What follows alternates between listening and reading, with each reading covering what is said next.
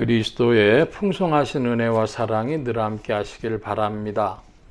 오늘 이 아침에는 열왕기하 제4장 38절로 44절까지의 말씀, 생명의 삶 큐티 6월 28일자 말씀입니다.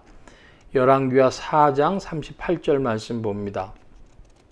엘리사가 다시 길갈에 이르니 그 땅에 흉년이 들었는데 선지자의 제자들이 엘리사의 앞에 앉은지라 엘리사가 자기 사환에게 이르되 큰 솥을 걸고 선지자의 제자들을 위하여 국을 끓이라 하매 한 사람이 채소를 캐러 들에 나가 들포도덩굴을 만나 그것에서 들호박을 따서 옷자락에 채워가지고 돌아와 썰어 국 끓이는 솥에 넣되 그들은 무엇인지 알지 못한지라. 이에 퍼다가 무리에게 주어 먹게 하였더니 무리가 국을 먹다가 그들이 외쳐 이르되 하나님의 사람이여 솥에 죽음의 독이 있나이다 하고 능히 먹지 못하는지라. 엘리사가 이르되 그러면 가루를 가져오라 하여 솥에 던지고 이르되 퍼다가 무리에게 주어 먹게 하라 하매 이에 솥 가운데 독이 없어지니라. 한 사람이 바알 살리사에서부터 와서 처음 만든 떡 곧 보리떡 20개와 또 자루에 담은 채소를 하나님의 사람에게 드린지라. 그가 이르되 무리에게 주어 먹게 하라. 그 사환이 이르되 내가 어찌 이것을 100명에게 주겠나이까 하니 엘리사는 또 이르되 무리에게 주어 먹게 하라. 여호와의 말씀이 그들이 먹고 남으리라 하셨느니라. 그가 그들 앞에 주었더니 여호와께서 말씀하신 대로 먹고 남았더라. 열왕기하 4장 38절로 44절까지의 말씀에 보면 두 개의 에피소드로 구성이 되어져 있습니다. 하나는 국을 끓였는데 거기에 독초가 들어있는 국을 끓여서 못 먹게 되었을 때에 엘리사가 가루를 뿌려서 그 독을 제하고 먹을 수 있게 해줬다고 하는 이야기 하나, 또 두 번째는 보리떡 20개와 자루에 담은 채소를 가지고 100명 넘는 사람들이 먹었다라고 하는 이야기, 이렇게 두 개의 큰 에피소드로 구성이 되어 있다 하겠습니다. 이 두 에피소드의 배경은 흉년이라고 하는 것이죠. 먹을 것이 없다. 먹을 것이 없을 때에 먹지 못할 것을 먹게 만들어 주었고, 그리고 적은 양식을 가지고 많은 사람이 먹게 되었다 하는 것입니다. 첫 번째 에피소드에서 보면은 그 엘리사가 가루를 가져오라 그랬는데 무슨 가루였는지, 밀가루였는지 소금가루였는지 혹은 특별한 그 독을 제할 수 있는 그런 가루였는지 우리가 잘 알 수 없습니다. 계피가루라고 하는 것이 있죠. 그 계피가루를 먹어본 사람은 깜짝 놀랍니다. 그것이 얼마나 입안에서 부풀어 오를 수 있는지 계피가루를 먹어본 사람은 깜짝 놀라기도 하고요.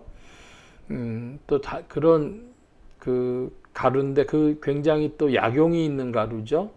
그래서 그런 가루를 넣은 것인지는 알지 못하지만은 엘리사가 거기에 적당한 가루를 넣어서 먹을 수 있게 했습니다. 근데 그거보다는 이제 두 번째 에피소드가 문제가 되는데요. 그 보리떡 20개하고 자루에 담은 채소라 그랬는데 보통 자루는 전 세계 어디에서든지 사람의 어깨에서 허리 정도 오는 것이 자루입니다. 그러니까 그 양이 그렇게 많을 수가 없는 것이죠. 이거 가지고 100명이 먹으라는 것은 힘든 것이다. 너무 양이 작다. 이것이죠. 그랬더니 엘리사가 이야기합니다. 여호와의 말씀이 그들이 먹고 남으리라 하셨느니라. 이렇게 전했습니다. 그랬더니 정말로 하나님 말씀하신 대로 먹고 남았습니다. 우리는 이 사실을 보면 이제 신약을 가지고 있는 신약교회의 신자들로서 그 오병이어의 사건을 기억하게 됩니다. 떡 5개와 물고기 2마리.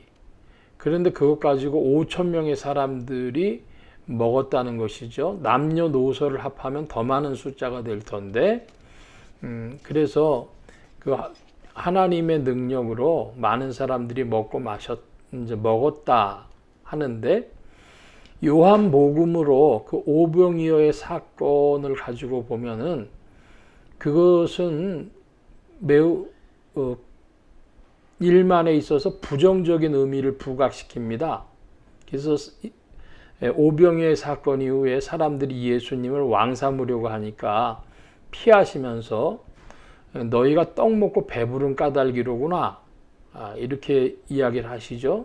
그 생명의 떡으로 주제가 전진을 합니다. 그래서 이제 사람들이 더 예수님을 따르지 않는 그런 역사가 일어나죠. 다 물러가고. 그랬더니 베드로가 생명의 말씀이 여기 있으면 우리가 네게로 가오리까, 이런 표현도 하지 않습니까? 그래서 요한복음에서는 그 떡보다 더 전진된 형태로서 생명의 떡으로 주제가 옮겨가기도 합니다. 그런데 이제 이 해석에 있어서 이 오병이어는 성경 해석에 꽤 중요한 이제 본문이 되곤 하는데요. 19세기 말에 나온 자유주의 신학이라고 하는 그런 데서 이 말씀을 볼 때는 어떻게 해석을 하냐 그러면은 이 아이가 자기가 가지고 온 도시락을 내놨는데 사실은 많은 사람들이 다 자기 먹을 도시락을 가지고 왔다가 눈치 보고 안 내놨지만은, 그러나 이제 그 어린 아이가 내놓을 때 감동을 받고 자기들 것도 내놨다. 그래서 먹고 남고 풍성했다, 이렇게 봅니다. 그러면 그들은 어디에 초점을 맞춘 것이냐면은 사랑의 나눔, 구제, 뭐 이런 데 초점을 맞췄어요. 우리가 한편으로 보기는 보수적인 한국의 기독교인들이 해석을 할 때는 하나님의 능력을 무시하는 자들 아닌가, 이렇게 하고, 그런 해석은 뭐 상대도 안 하지만은, 그러나 오히려 보다 큰 관점에서는 그 자유주의 신학자들의 접근 방식, 그것이 더 그리스도교의 본질에 부합할 수도 있는 것입니다. 사랑의 나눔이라고 하는 주제를 가지고 본다는 것은. 그런데 거기에서 그런 해석으로 가면 하나님의 능력은 나타나질 않아요. 감춰져요. 그래서 보통 보수적인 신학자들이 그것을 주장할 때에 일부 바로 이 자유주의 신학자들은 그런 일은 일어날 수 없다고 이렇게 부정적인 관점을 갖는 것이죠. 그런데 성경의 역사성에서 보면 바로 열왕기하 4장을 볼 때에 적은 것을 가지고도 하나님이 먹고 남는다고 하시면 그 능력이 나타나는 것입니다. 흉년이었기 때문에 먹을 것이 없는 상태에서 보리떡 20개와 자루에 담은 채소를 가지고 100명의 사람들이 먹었는데 그 사람들은 도시락 싸온 바가 없어요. 그러니까 그것 가지고 나눠 먹었는데 그들이 먹고도 남았다는 것은 하나님의 은혜의 손길이 나타난 것으로 해석하는 것이죠. 하나님의 능력이 나타나서 이와 같이 많은 사람들이 먹고 마시게 되었다. 바로 이 열왕기하의 배경이 있기 때문에 신약 성경에서도 오병이어의 기적이 나타난 것에 대해서 그 당시의 유대인들이나 또 그 후에 사람들, 기독교 2000년 역사에서 그 능력 자체를 의심하지는 않은 것입니다. 근데 문제는 요한복음에서 보듯이 그 육체가 떡 먹고 배부른 까닭에 멈춰지는 것이 아니라 참된 영혼의 양식이신 생명의 떡이신 그리스도께로 나아갈 문제가 남아있는 것이죠. 생명의 떡으로 나가는 문제로 나가지 못하고 그 전에 하나님의 능력으로 멈춰버리면 그것은 신약의 생명을 드러내지 못하는 것이 되겠습니다.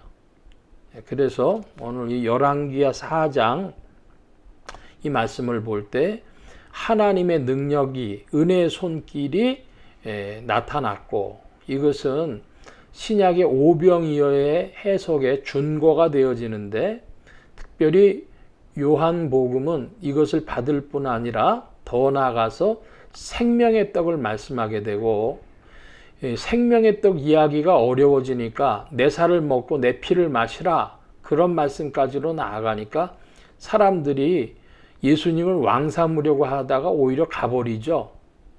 그런 말씀을 볼 때에 하나님의 은혜의 기적은 있고 이 지상에서의 그 은혜의 기적보다도 더 한 걸음 나아가서 생명의 떡이신 예수 그리스도를 볼 수 있는 믿음의 눈이 열려야 되겠다. 은혜의 빛을 받아야 되겠다 하는 말씀을 드립니다. 오늘 말씀 여기까지 봅니다. 기도합니다.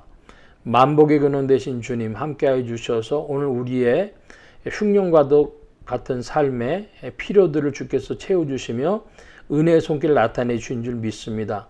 그러나 우리의 믿음이 이것보다 더 나아가 참된 생명의 떡이신 예수 그리스도를 알게 하여 주시고 그리스도를 먹고 마심이 무엇인지 우리의 믿음 속에 우리의 신앙생활 속에 더 확증되게 하여 주옵소서. 도우심 구하며 감사함에 의지하올 때에 예수 그리스도의 이름으로 기도하옵나이다. 아멘.